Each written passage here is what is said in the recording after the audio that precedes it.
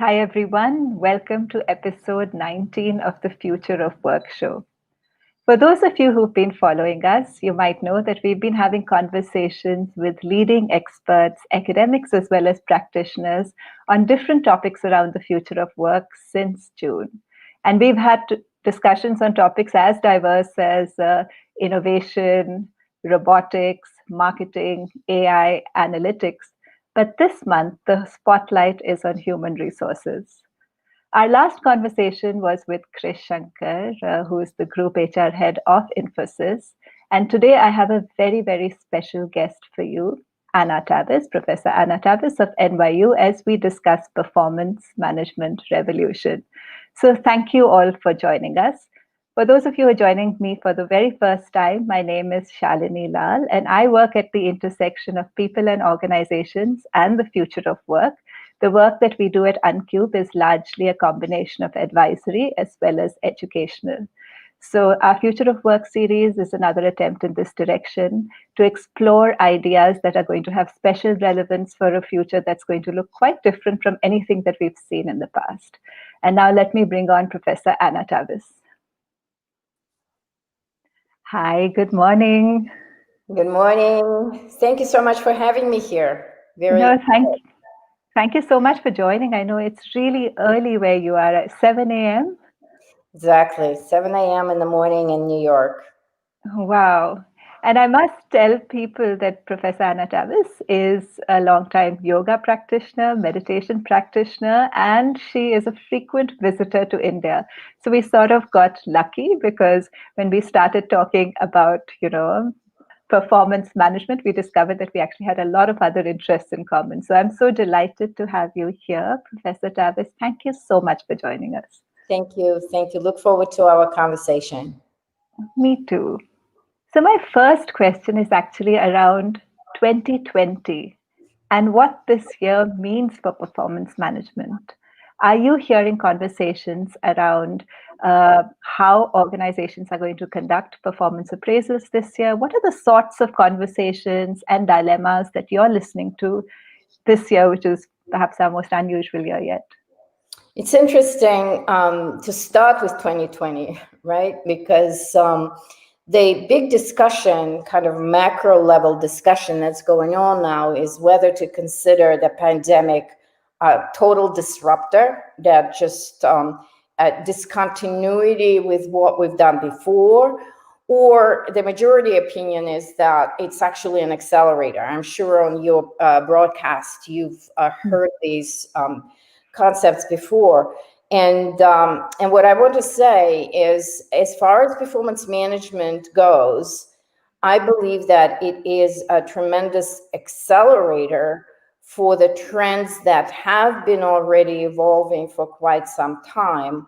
And certainly for those organizations that have not started their transformation along the lines of, modernization and optimization of performance management, that was a disruptor and a catalyst to be rethinking how we do performance management. So basically, that's kind of the framework in which I want to have the discussion today. It's both the accelerator of trends that we've seen before, as well as disruptor and catalyst for us to rethink performance management, not only for today, but also for tomorrow.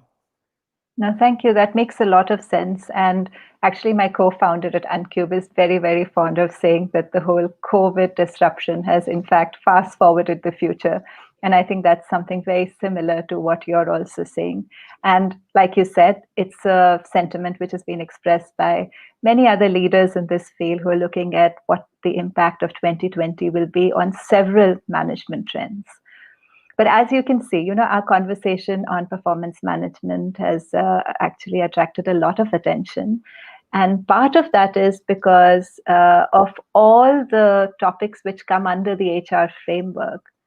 Performance management is perhaps one that is one of the most complex, and one which for the last at least 10 years has been up for some very fundamental discussions.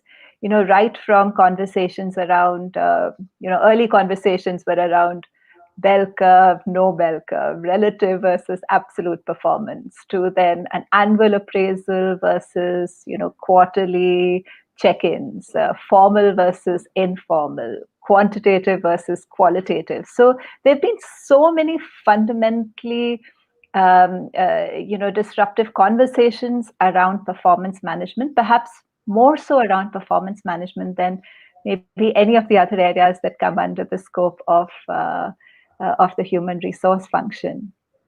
You've written the article, a very, very well-read, a very, very popular article in Harvard Business Review, along with Professor Cappelli, on the performance management revolution that speaks to some of these ideas.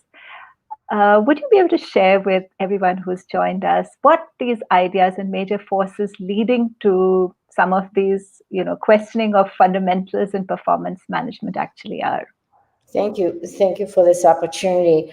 What we started noticing around about 10 years ago are companies that started to question performance management as a kind of the through line that ran through most of human resources. What you've just mentioned here is performance management is central. Pretty much, it's the backbone of everything we do in HR. If you think about leadership development, if you think about compensation benefits, if you think about even recruitment and firing, it's all coming down to performance management. How people are being evaluated, what process do we take, who are the high performers, what percentage of people are not performing, et cetera, in a big conversation around ratings or no ratings.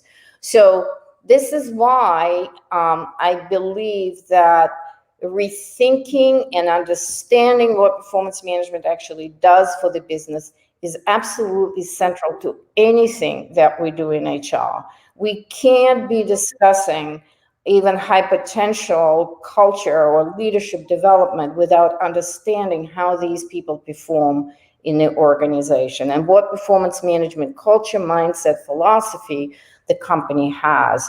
So from that vantage point, I think it's really interesting to see that somewhere, again, about 10 years ago, and with some companies a little earlier, questions started to be raised around the whole cadence that we set up with goal setting in the beginning of the year, maybe in some companies mid-year review, but basically everything being placed just as you and I are speaking, sometime at the end of the year where people were evaluated, appraisal, which consisted of some level of self-evaluation that people presented around meeting their goals or not meeting their goals, and a manager review.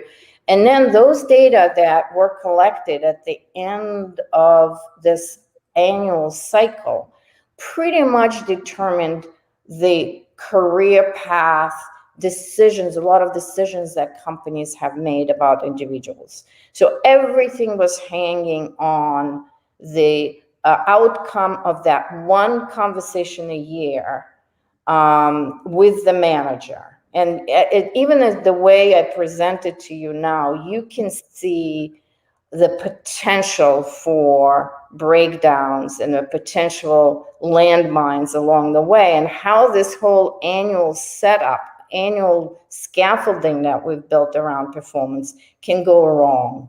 And that's exactly what happened. Where it could go wrong, it went wrong. And all of those stories started to accumulate. And I think it also coincided, in our view, in addition to performance management article, we also were, Peter Cappelli and myself, were the first ones who pointed out that HR was actually going agile, right? Mm-hmm. So it coincided with the agile revolution as the companies were actually on the business cycle, going away from the annual cycle and going in a much more shorter sprints, delivering outcomes, in the quarterly and sometimes even weekly way. And it all had to do with the technology. Underlying all of this was the technology development, software development that you're all familiar with, that actually, unlike the hardware, that you may operate with on an annual cycle, software, we constantly get updates on our phones, etc. Software is an ongoing process and it happens instantaneously. So all of these trends came together. In HR, we always get kind of accused of being too late, too little, too late. I think we were the last ones in this agile game when we realized that annual cycles don't work. There's a lot of subjectivity that's built into the performance appraisal. It's more of a political process oftentimes. And as the pandemic year demonstrated, setting goals in January and expecting that we have the same goals at the end of the year is pretty much unrealistic. It doesn't work this way. So these are the trends. We realize that we need to break down that system that we've built, and we need to rethink pretty much every aspect of it, from setting the goals. Do we set the goals or do we just prioritize things? Annual cycle, does that make sense? Should we be meeting and evaluating where we are on a more frequent basis? And most companies ended up with quarterly check-ins.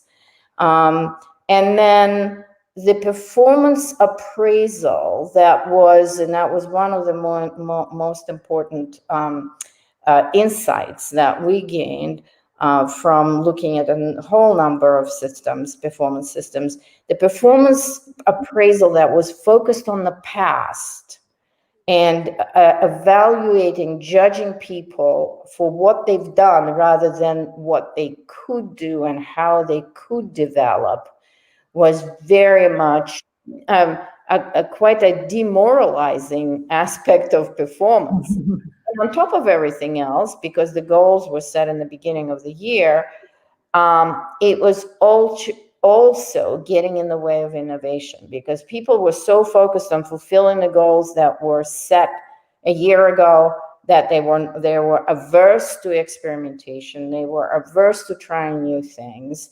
And they were pretty much very successfully gaining the system.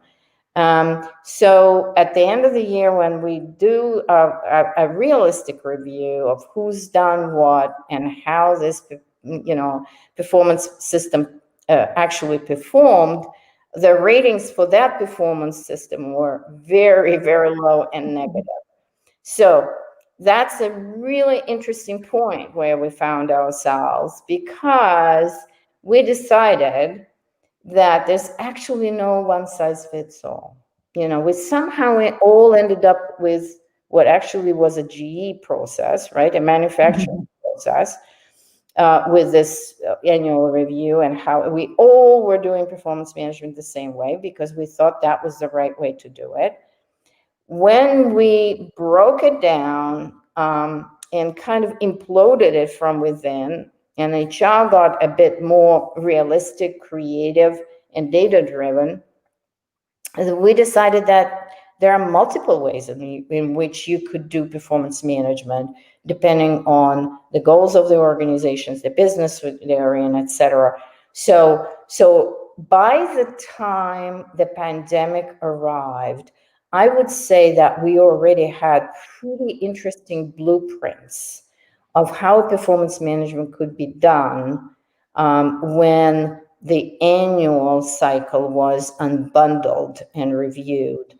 And we had all of the ingredients, if the companies were not there yet. But by the time the pandemic hit, we had all of the ingredients to rethink how this system that is so critical and so central to HR could be reimagined, could be reframed to actually serve the needs of the organization and the needs of the people.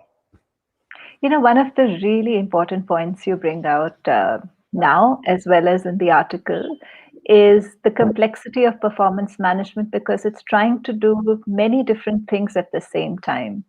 In your article, you emphasize the evaluative or accountability component of it, which is used for rewards, promotions, increments, talent cycle, variable pay, etc., etc. And then there is the learning and development component of it, which is, forward looking, and what is it that you can do better, differently today based on, where you are today. And you speak a lot to the tension between these two very different goals that are pulling in sometimes different directions. It also seems interesting that you spoke about GE right now because, GE, you're absolutely right, has been in a sense a sort of role model. And when they divided the whole performance appraisal process into these two very different components, one for talent development and one for evaluation, perhaps that was an early recognition of the fact that it's very difficult to have in one conversation do justice to both components of what a performance management system aims at. Do you think going ahead in the future, we're likely to see the paths diverge on both of these, that there will be, one process for rewards, promotions, increments, talents, which is quite different from a process for, coaching people in the here and now for what they need to do tomorrow, day after, and so on? Do you see these becoming two increasingly separate processes? I think maybe initially it is a good thing to do in as we are continuing to rethink the right way to do performance management. But I think eventually when we are implementing those new technologies that currently exist, I think that the performance management as we know it now will become obsolete altogether, because where we are going now, I think you're familiar with, all AI and personalization technologies. We're going to be getting feedback right away on our projects, and I think Agile has moved us in that direction by saying, there are stand-ups that people do every day. How is it going every day? Every day they're receiving feedback, which is both evaluative, how we did, what's not going right, and the coaching, how we can correct it, right? So those two are kind of going to be merging at the point where, and that's a really, really critical idea about performance management, at the time where people can do something about it. Because, when you do the evaluative at the end of the year, you're going to be talking to people about something they've done in the course of the year, and there's no longer any way that they can correct it. So that's why it was so discouraging and so demoralizing when we actually look at the data coming out of all the performance reviews. And I think this is why it was the most hated HR process ever. Mm-hmm. It instead of being the most constructive and most developmental. So I think by breaking down the process through the use of technologies in different ways of working into much smaller chunks, where the evaluation and the development happens at the time where the work is produced, right at that juncture, when people can actually say, okay, we did something wrong yesterday, we're going to shift and pivot the next day. So it kind of blends, evaluation, feedback, and ability to correct it, and the coaching built into this, right at the point where it happens. And it will be happening across the whole, let's say, annual cycle, if we want to refer to that, without waiting for, the end of the year. And on top of that, it's going to be personalized. As we know, the evolution of AI now, personalization, where, not only will we be able to look at our own data and our own performance just in time, we are also going to be delivered the resources that will help us correct what we need to correct in the moment when it happens. And on top of that, and that's actually a very big area of my interest right now, I now work on employee experience and do a lot of work in employee experience.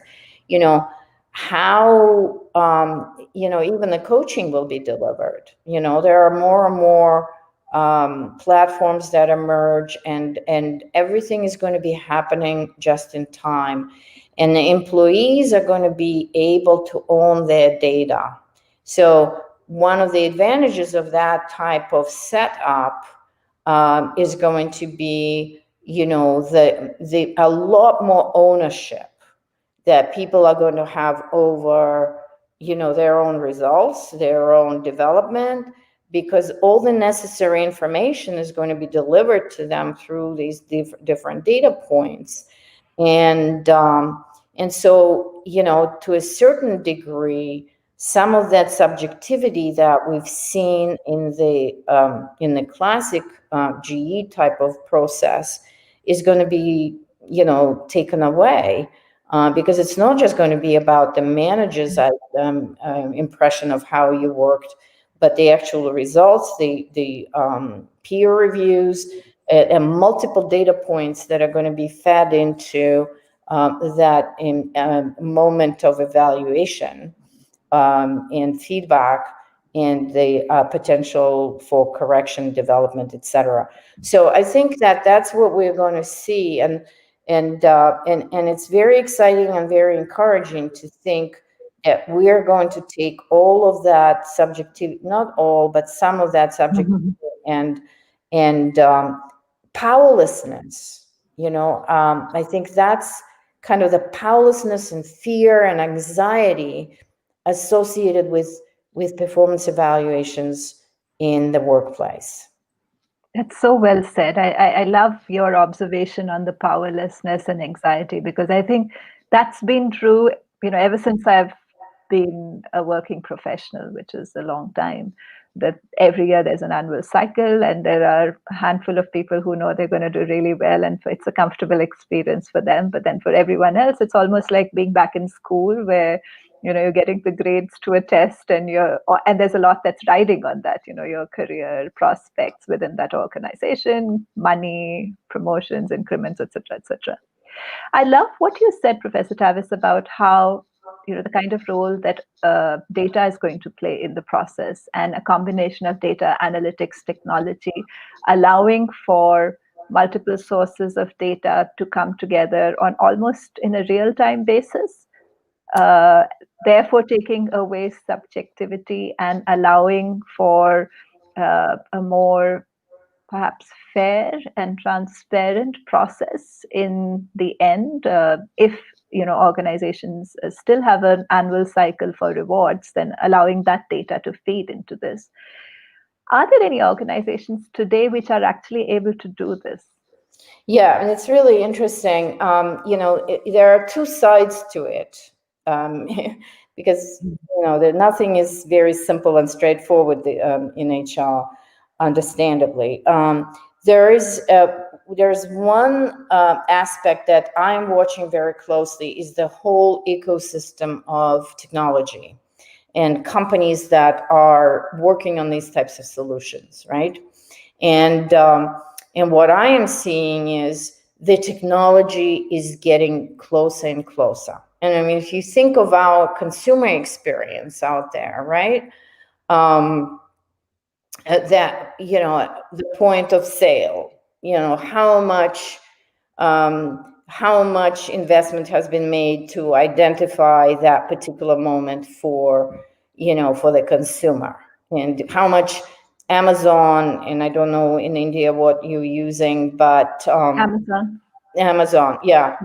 How much Amazon knows about us, about our habits and all of this, so similar type of technologies are emerging. The ecosystem of these technologies and the AI and blockchains and various tools that are becoming available is already in place. Again, that's at the startup level and technology level. But then we get to the other side, which is us, humans. Are we ready to put that in? This is where the rubber hits the road. Change management, welcome to the human world. that is complex, resistant to change. There are all sorts of historical and legacy structures, so what I am seeing, the short answer to your question will be yes. I'm seeing companies moving in that direction and experimenting with these types of tools, but they're doing it very cautiously. So technology exists. It's about us thinking through what the upsides, downsides might be, and then changing the way we think about the workplace, which is probably the biggest obstacle on the way of really fully embracing these types of technologies in the workplace. And let me suggest a few barriers to change. And that's why, we not welcome, but the bright side of the pandemic is many companies were accelerated along those lines of change. But the number one priority for us is to figure out the ethics and the privacy. There are so much data. There's so much data that it will be available through these tools. And what we have not figured out as a society, I know these conversations are happening on a daily basis around who owns the data, who makes decisions about the data, et cetera. And as you know, there are differences even cross-culturally in how the Europeans look at their data privacy, and even the US that I'm familiar with.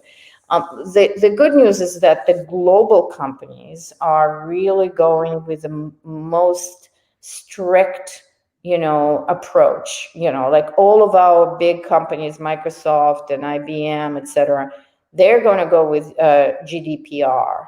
And they're going to, even in the US, follow the rules that the Europeans apply because they're global and they want to operate on that level. But I think because we are, and this is my, a conversation with our marketing colleagues all the time, because we are looking at much more complex issues in HR, we need to be a lot more cautious and a lot more mindful around how these types of technologies and how those, tools are going to be introduced and what kind of downstream effect they're going to cause in our system. So that's one area. The other area I would say would be leadership and management. A lot of our managers would feel that they're losing control. Right? It's the sense of control. They want to control the team. They want to make decisions on behalf of the team. But if you're giving all the data to the people that they can make decisions on the ground, it's very disconcerting. A lot of managers are, maybe even if they say it's a good thing, they need to make that shift. And I'm sure you've heard in the context of the pandemic, now that everyone is working from home, managers cannot see their people because we're sitting at home. There's a lot of manager anxiety around, are people working? How do I know they're working? And this loss of control, I think, is one of the considerations we need to be thinking about, again, with the implications being the technology is going to disrupt the whole architecture of companies, control systems, governance, power structure in an organization that we need to be very mindful of. I think that's absolutely a brilliant point, Professor Tavis. The dilemmas around ethics and data. I'm sure you've seen some of the research on what future HR jobs are going to look like.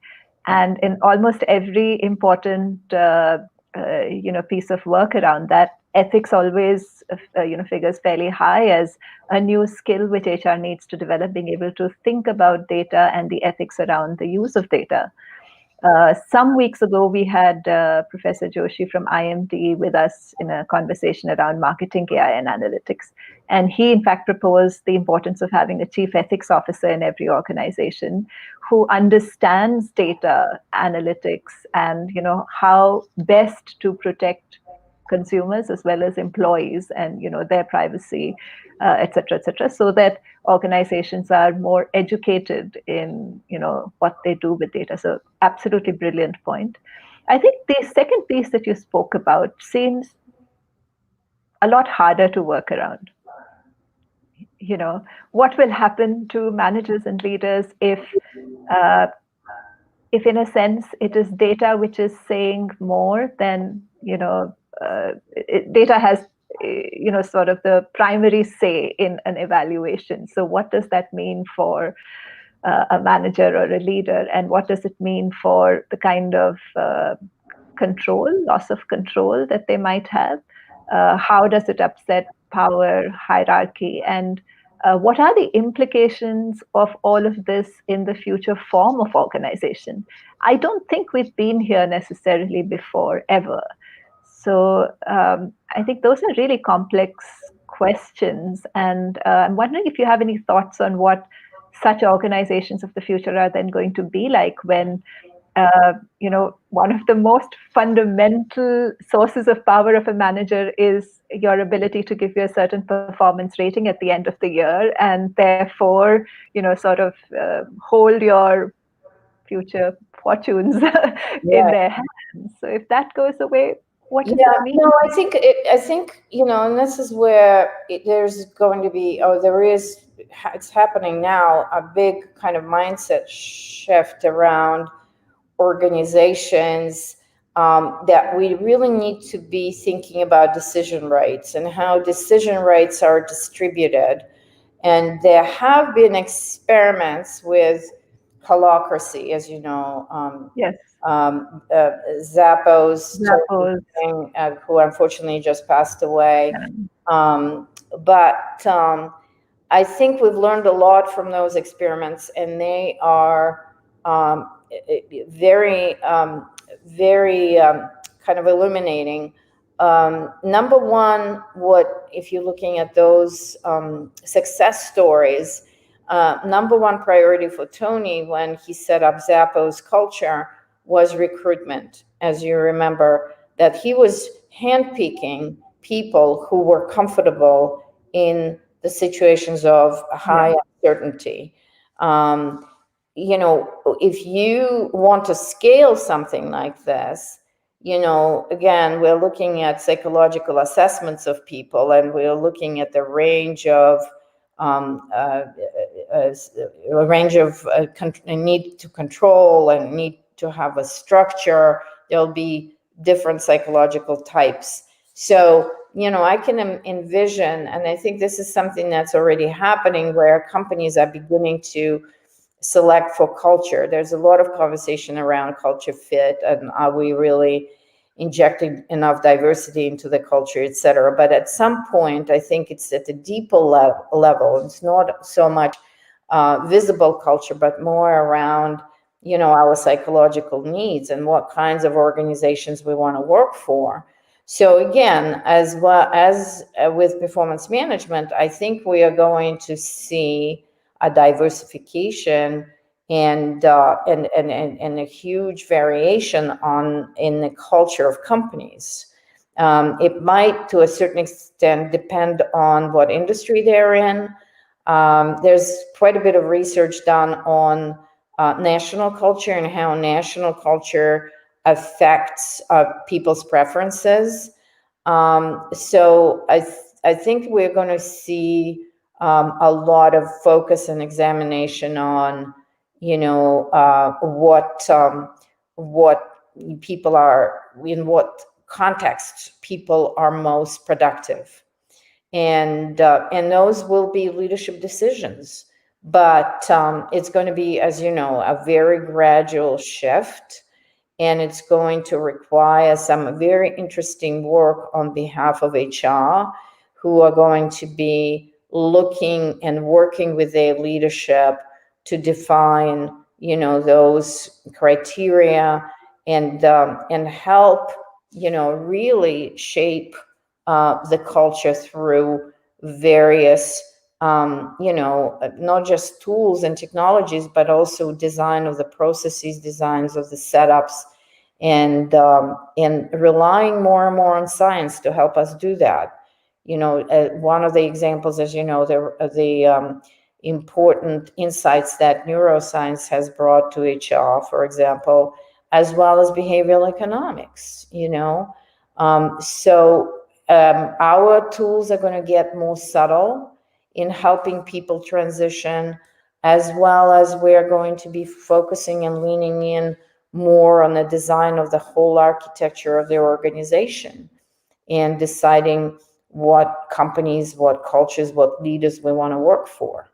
So these are the types of markets we want to set up. But I don't want to say that all people who resist change are going to disappear. And I don't want to be just celebrating, holocracy type of organizations. I think there will be absolutely alternatives to that for people to choose from. No, I think that makes sense. I think what I understand from what you're saying is that we're going to see a much wider spread in the way organizations are designed, because like Zappos, which you just spoke about, the holocracy experiment, or W.L. Gore's lattice experiment, etc., etc. There are these standouts who have designed themselves very differently, and they tend to share some things in common, like a lower power distance, a much more team-based operational style, much more fluidity in roles, but they've only stayed a handful in the last several decades. There've been these handful of organizations which absolutely truly committed to very alternative ideas around management and leadership, and they've used those ideas in one way or the other to design their organizations fundamentally differently from the hierarchies that are probably prevalent in 99.9% organizations in general. But what I hear you saying is that all of the changes that will happen in performance management because of the increased reach of data analytics and the possibility that lends might lead to a much wider spread in the way organizations themselves are structured, because the manager's role and the role of a hierarchy very fundamentally is called into question. So that is a very, very interesting observation. I'm just going to read some of the comments. Thank you guys for joining us, and I always love to read your comments. So Viplav says, hi, Dr. Amazing. Vijay says, superlative thoughts. Thank you, Vijay. Thank you, Viplav. Dheeraj, thanks for the thought leadership. Thanks, Dheeraj, for joining us. Jay Raman, how to go about when goal setting is not done during COVID period? Mm-hmm. As I mentioned, the goals, the goal setting has been questioned even before in organizations that have much faster cycles. It's still important to set priorities, and I think some of the companies, for example, IBM, they even changed the name of goals into priorities. It's important to set priorities, and the good thing about even semantically change that, what are our priorities for today, for example, right? It's easier to work around priorities because you can reprioritize the next day. So priorities change, whereas goals are a lot more, longer term. And in a pandemic, you should operate on priorities and call it priorities and say, for right now, here's our priority: to have everyone healthy. This is what the really caring organizations have decided. It's more important for us, even if we lose revenue, even if we slow down our production, et cetera, that all of our employees are, well taken care of and safe. So that's number one priority. It's not the business goal, clearly, but the management priority. And I think we're at the time still, until we're beginning to roll out the vaccine, but we're still at the time when we should be operating on priorities. Very interesting. Let me ask a related question, Professor Tavis. Now, one of the roles which a formal, traditional performance appraisal process plays is also in, sort of bringing about alignment by cascading goals. And, there are many different formats with which that's worked, but alignment, organizational alignment has been one goal, sometimes stated, sometimes not stated, of performance management systems as well. So, in the more fluid kind of performance systems that you spoke about, how do the two work together? Okay. Alignment was an aspirational, I think, idea.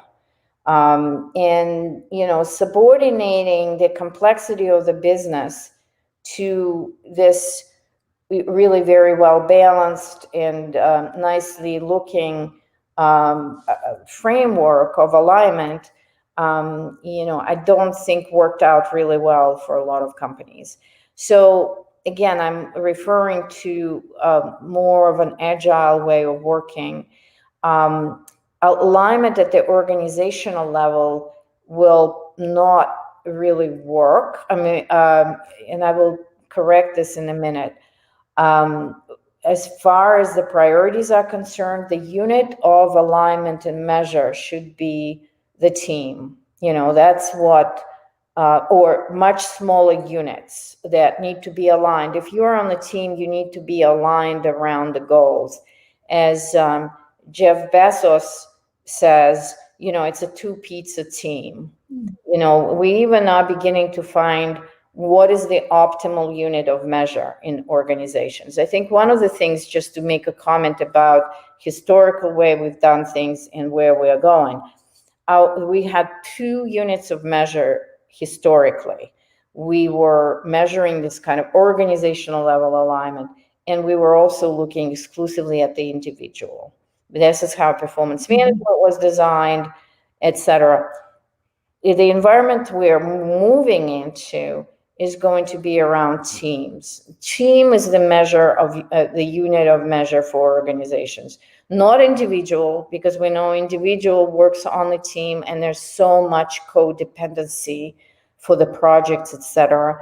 And then it's also where a lot of times you have a finite project to deliver on the scale of the team. Organizations have multiple teams and multiple goals, and some of them might be, moving in very different directions. So I think shifting that measuring from individuals in bigger organizations, and everyone has to be kind of aligned in this, pyramid structure, to the ecosystem model where there are multiplicity of teams. The connecting tissue between all of them will be data and technology. Through data, through war rooms, through dashboards, you're going to be able to see and operate at the ecosystem level without necessarily aligning everyone around a cascade. You don't have to cascade goals. You're going to be seeing everything just in time. And what's really interesting, again, as an example, is what's happening with, for example, capturing the data from COVID.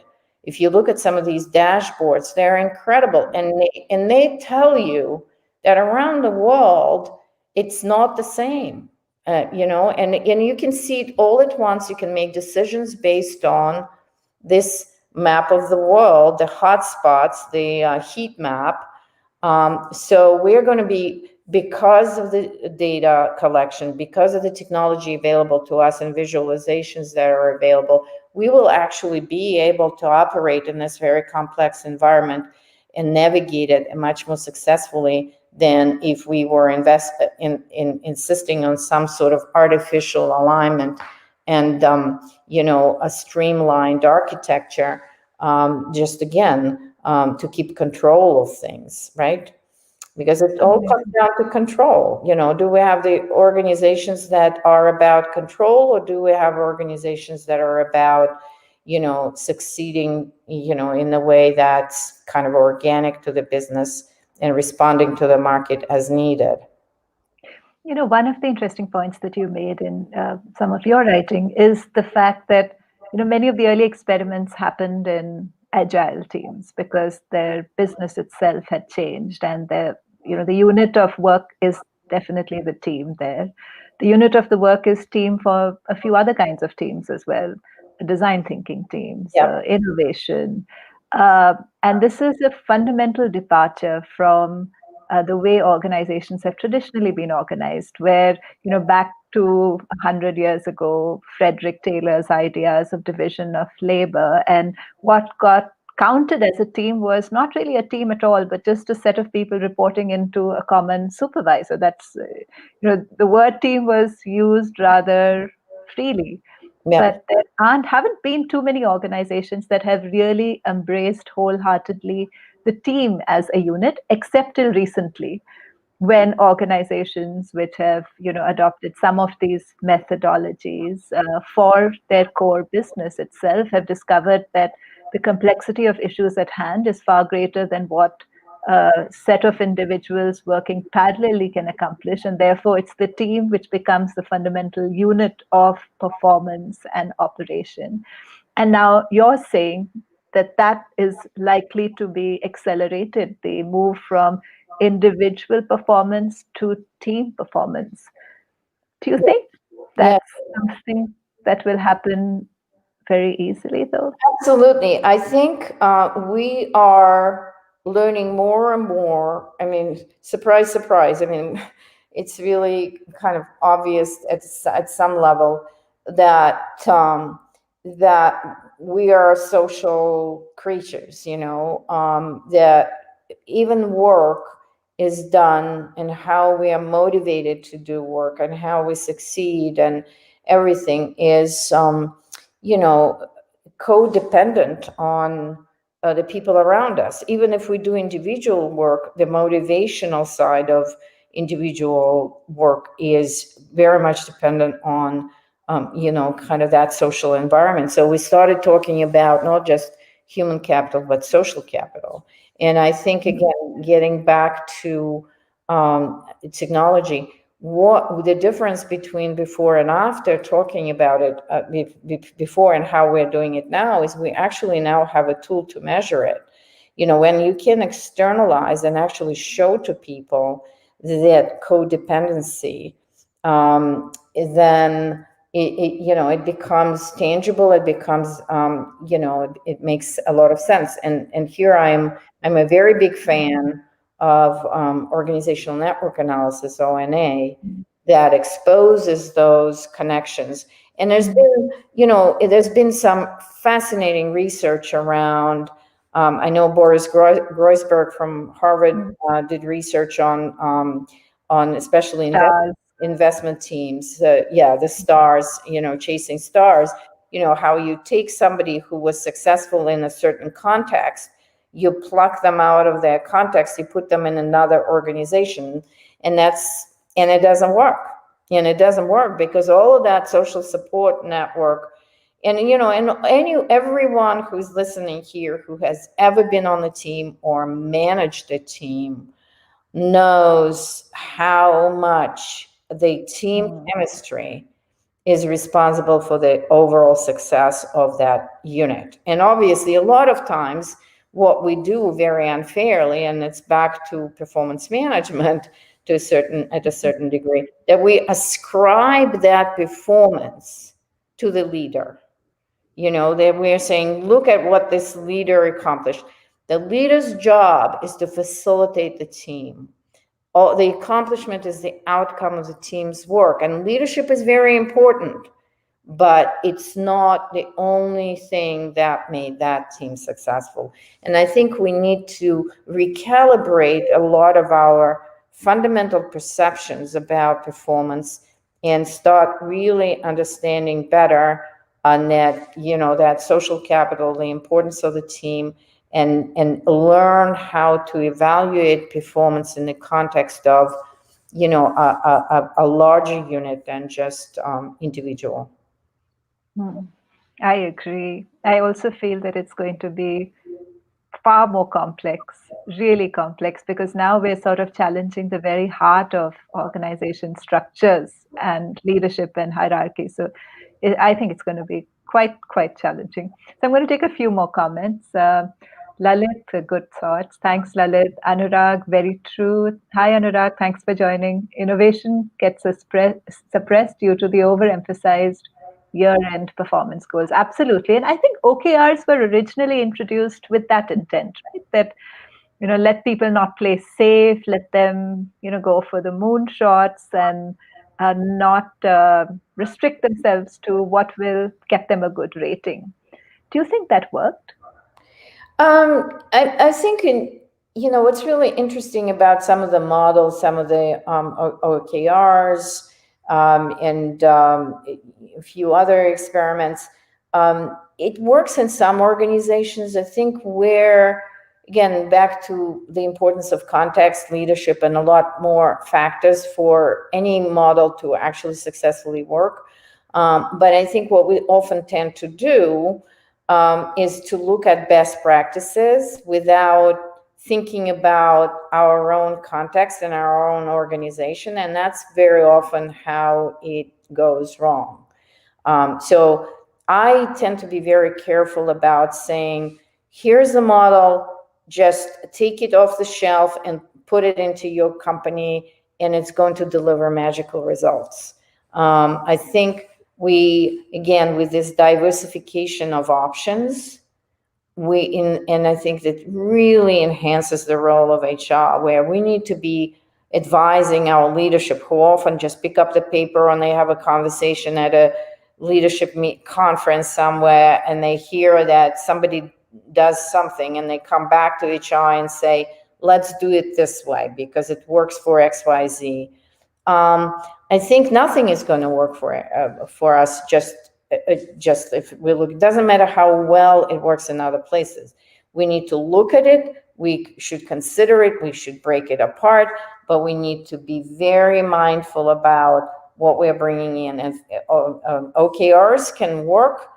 Let's try it out. Is there leadership support there? Are people bought in? The whole kind of change management aspect of it is absolutely critical. So again, I am not promoting any, and then that's the advantage of being an academic rather than a consultant or a provider, that I'm kind of looking at agnostically at different models and saying everything can work, but it won't work until you do your own homework.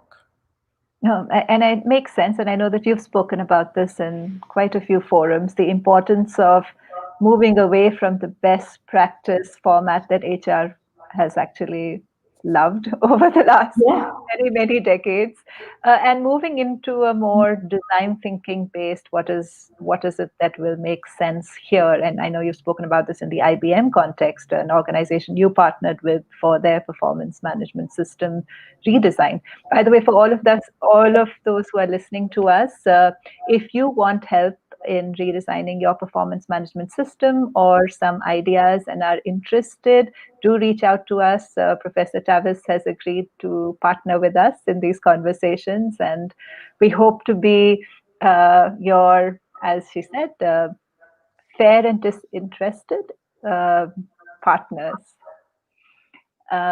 Anurag says, that's interesting, Anna. Feedback and performance coaching right at the point when it's needed. And I think that really does come to the core of what people want, right? When you ask, all the research around what people want from performance management is about, we want our managers to be coaches in some way.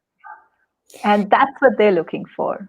Exactly. There's one aspect here that is often overlooked, and that is rewards and compensation. And I actually just wrote a couple of blogs on my LinkedIn around how we need to be very mindful about the rewards as well, because oftentimes we're saying, if we don't do performance management, how are we going to assign bonuses? How are we going to assign awards, etc.? And that is, again, thinking that this whole compensation, and rewards allocation is going to happen at the end of the year.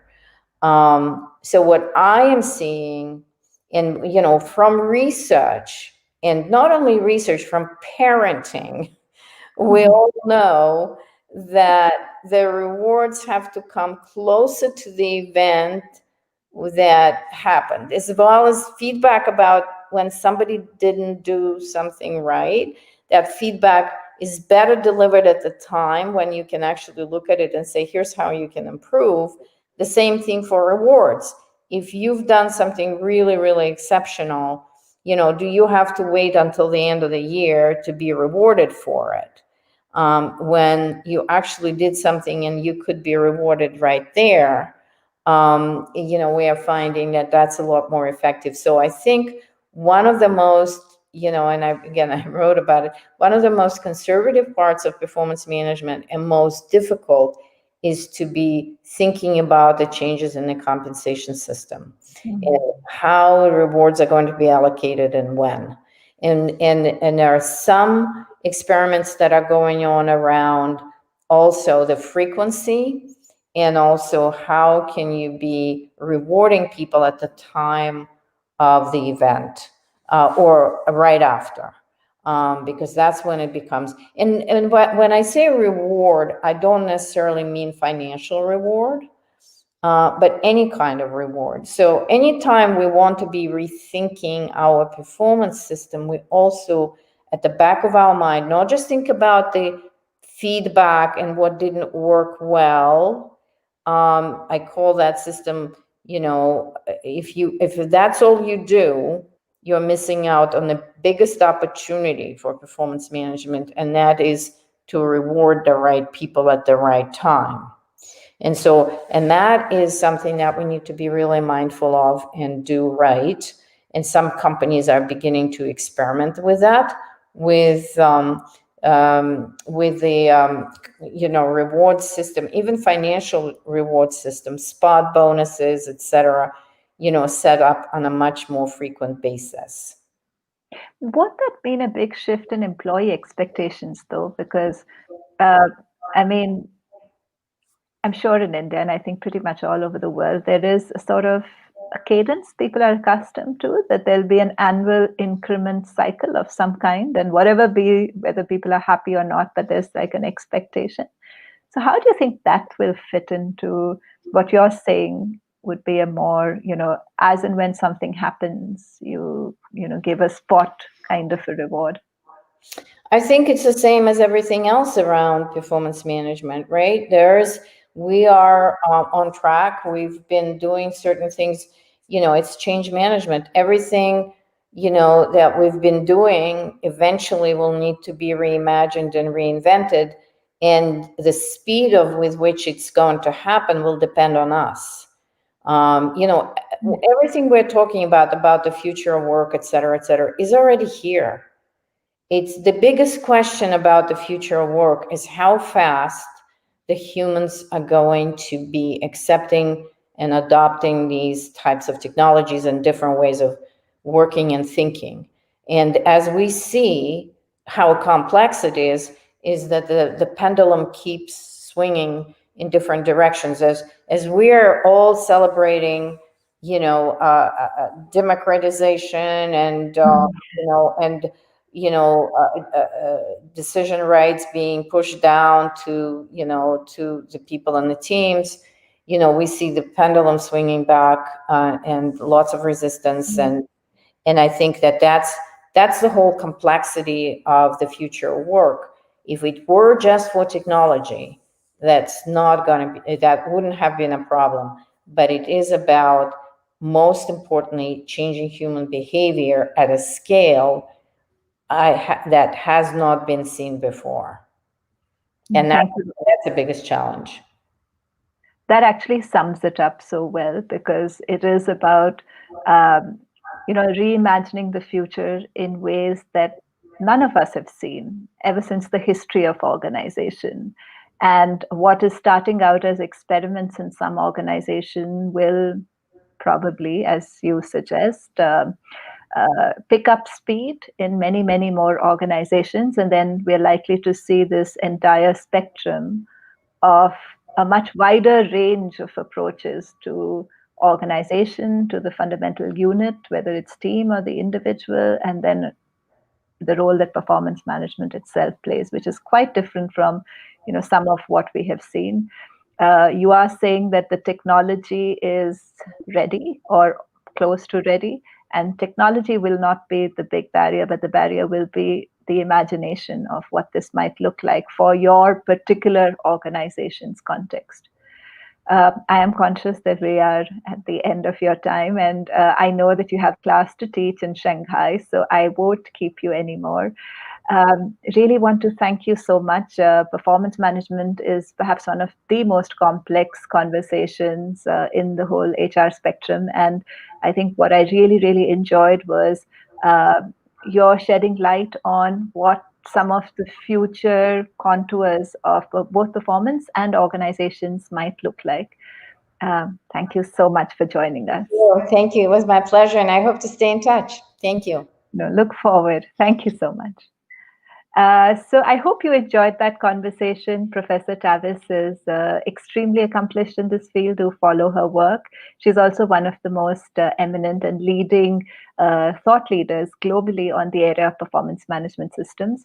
As she said, in case you're looking for support or partnership or even advice, to reach out to us. She's agreed to be a collaborator with us on that as we work on the future of work. As I mentioned right at the start, this month the spotlight is on HR, and our next LinkedIn Live is actually this Saturday with Arif Aziz, the CHRO of Diageo in India, and we're going to speak about the hyper-personalization of employee experience. Professor Tavis spoke about it very briefly, but we're going to dive a little bit deeper into what that might look like for many of our organizations. If you've been following our series on HR in particular, you're probably coming to realize that the future of HR and the future of organizations is going to look very, very different. And therefore, the skills that HR leaders themselves are going to need to be successful are going to look very different from what they've looked any time in the past.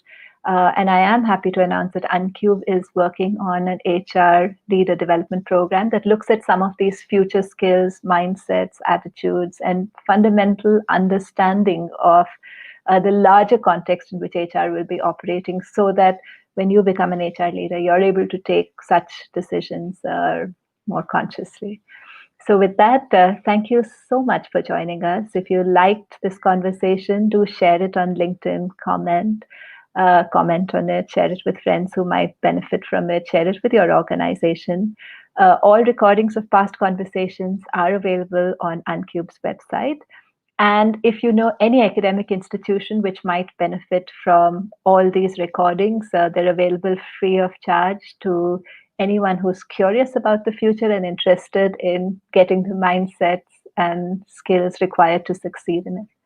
With that, thank you. Have a great evening and see you next time.